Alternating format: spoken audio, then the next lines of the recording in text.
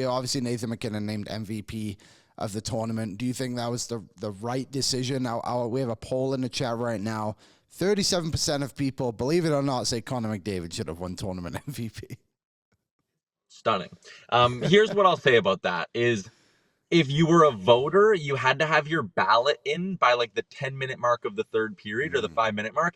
And you could stipulations in your ballot. You could say like, whoever scores the overtime winner gets my number one spot. Winning goalie, you could have said, gets my number one spot. But the problem, if you would have been, again, in the shoes of a voter, if you would have said, whoever scores the overtime winner gets my number one spot on my ballot, and it ends up being Seth Jarvis, are you really going to sit there and be like, God damn it, I voted for Seth Jarvis to win MVP or whatever, like Thomas Harley? Like, it would have made no sense. So at the moment, 10 minutes left, you're going, Nathan MacKinnon opened the scoring tonight. Nathan MacKinnon's been Canada's leading scorer. If Canada wins, it's not unrealistic to think MacKinnon would have played a role in the OT winner. So, like, again, on your ballot, you would have gone, scenario Canada wins.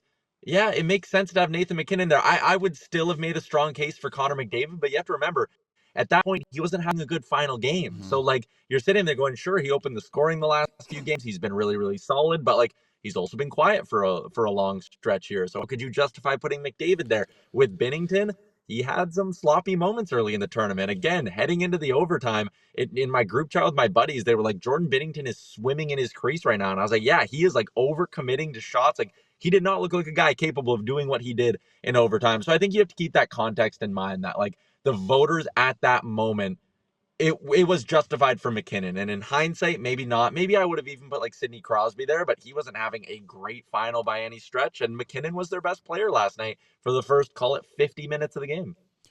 I would agree. And especially when you walk through like how the voting all kind of goes down and everything, like, how could you have put McDavid on there? Like, he wasn't that great against, who'd they play in the first one? Sweden. Like, he wasn't that good. Obviously, the line mates were a big thing. And then good against the U.S. and Finland. But, yeah, kind of fell away, I guess, at the start of the thing. PP, obviously, Nathan MacKinnon, I think is probably the right decision.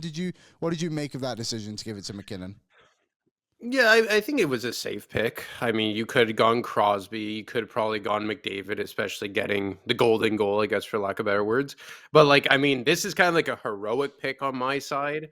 But, like, I think a guy like Devon Toews actually should have maybe gotten some consideration. I know you'll never actually get it because he's not an offensive dynamo, didn't really put up points. But based on all the adversity their defense faced in this tournament, Theodore getting injured in game one, Makar not playing in one game, Josh Morrissey not playing last night, all like the fluid situation from the beginning of the tournament right to the end, I think Devon Toews was a rock star, but obviously you're not going to give it to a stay-at-home defenseman. So I think MacKinnon was a very safe choice.